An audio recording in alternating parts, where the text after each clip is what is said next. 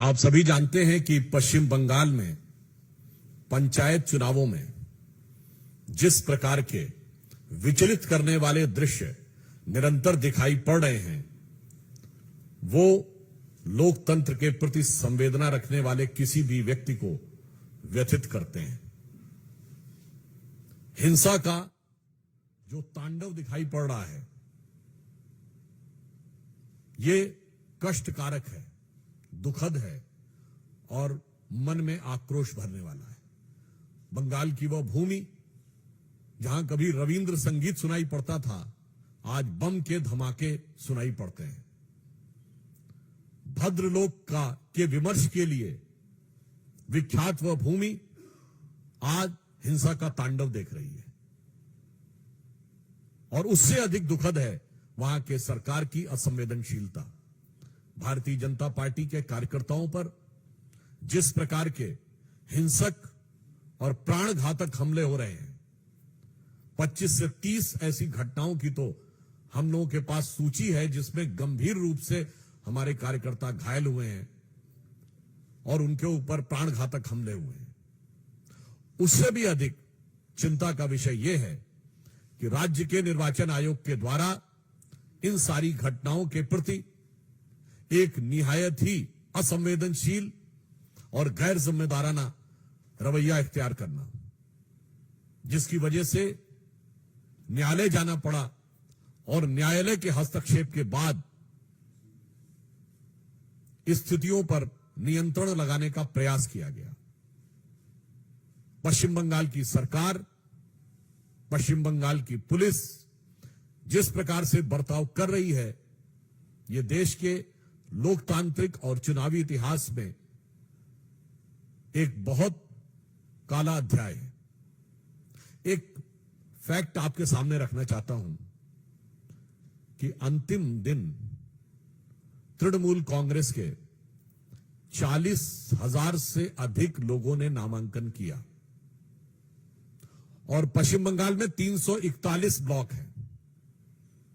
4 घंटे के अंदर यदि 40,000 से अधिक लोग नामांकन करते हैं केवल 341 ब्लॉक में, और इसमें तो अन्य भी दलों के लोगों ने नामांकन किया है अंतिम दिन, ऐसा तो नहीं है कि सिर्फ तृणमूल कांग्रेस ने किया है, लेफ्ट ने भी किया है, कांग्रेस ने भी किया है, हमने भी किया है। यानी औसतन एक व्यक्ति के नामांकन का समय 2 मिनट के आसपास आता है। अब व्यवहारिक दृष्टि से समझा जा सकता है कि सरकार और राज्य की चुनाव आयोग के दिशा निर्देश में काम कर रही चुनावी मशीनरी कितनी ईमानदारी से काम कर रही है। यदि एक नामांकन पत्र को सरसरी नजर से भी देखना हो कि उसके अंदर कोई गलती नहीं है, तो वो 2 मिनट में नहीं देखा जा सकता। 5, 7, 8 मिनट तो आपको देखने में लगते हैं। इसके बावजूद इस गति से हुए नामांकन ये दर्शाते हैं कि सरकार किस प्रकार से व्यवस्था को हाथ में लिए है। और मैं पूछना चाहता हूं, जो लोग कहते थे कि democracy is almost finished in India, तो I want to ask them a categorical question that the level of violence which is been witness in West Bengal, the democracy is flourishing और इट इज वैनिशिंग। ये लोकतंत्र का उद्भव दिख रहा है या तिरोभाव दिख रहा है? और जिस प्रकार से नामांकन की प्रक्रिया का मैंने उदाहरण बताया, क्या ये लोकतंत्र का उपहास नहीं है?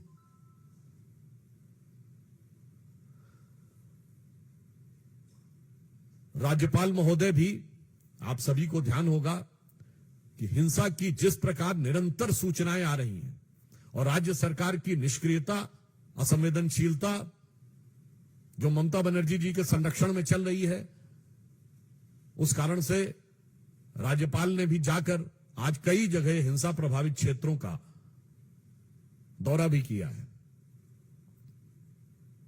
मैं यह भी बताना चाहता हूं कि इस प्रकार के घृणा, हिंसा और प्राणघातक हमलों के दौर में भी भारतीय जनता पार्टी के 50,000 से अधिक कार्यकर्ताओं ने अपना नामांकन किया है।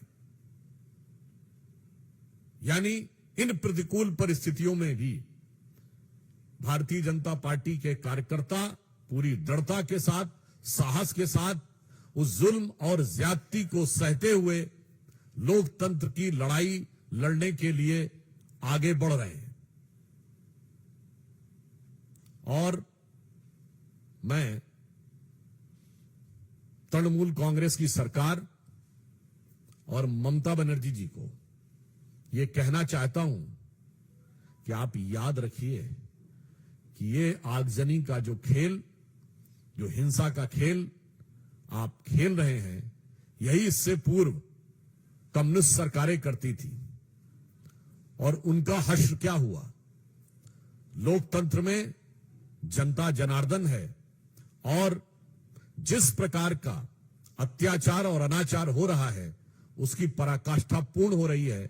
तो मैं उन्हें सुझाव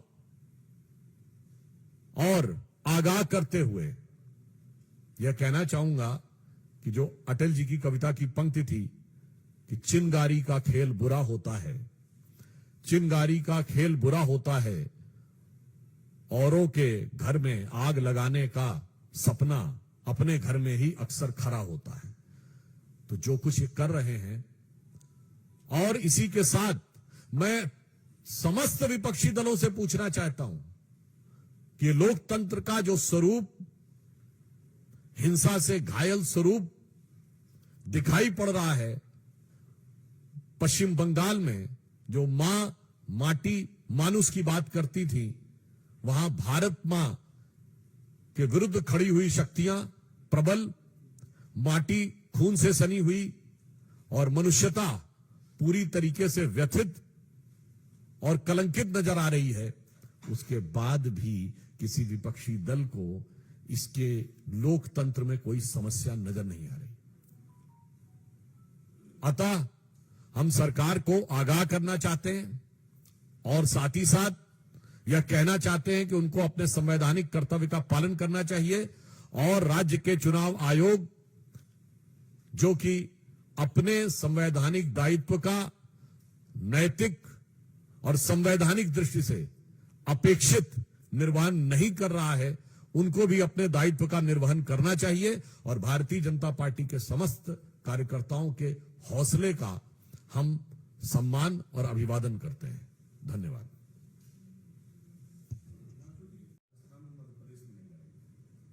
अब देखिए, दोनों एक दूसरे को ठेलते हुए कहां तक पहुंचे हैं ये उनके ऊपर है।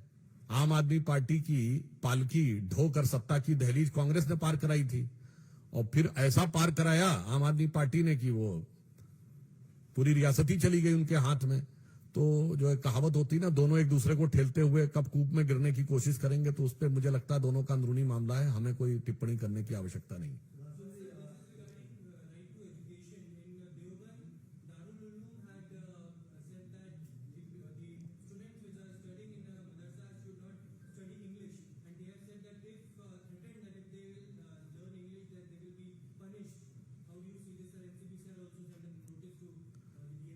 I think it is for the entire country and the community in particular to think that if advanced education, science, various languages, mathematics are to be told and taught in a proper manner to their students or not. देखिए, इस तरह के आरोप लगाने वालों के लिए मैं कहना चाहता हूं, संपूर्ण देश और समुदाय विशेष दोनों के लिए, कि क्या वो नहीं चाहते कि उनके बच्चे आधुनिक शिक्षा, विज्ञान, गणित, भिन्न भिन्न भाषाओं, इनके बारे में उन्हें जानकारी मिलनी चाहिए अथवा नहीं? तो मुझे लगता है कि अपने बच्चों के भविष्य को लेकर उन्हें स्वयं इस पर विचार करना चाहिए।